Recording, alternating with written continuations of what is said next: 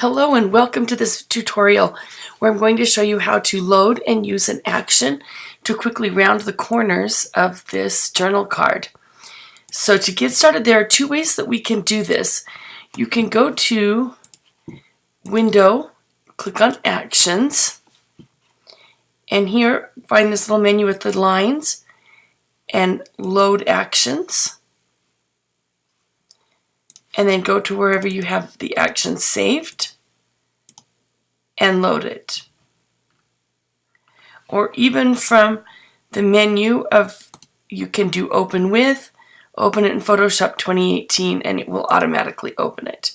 But here we've got it here, rounded corners, a 3x4 or a 6x4.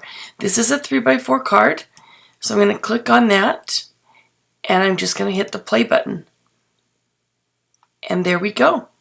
Not only do we still have our normal straight-edged one, we now have our rounded edge. So if we were to show our screen in the 3 vertical, we can slide over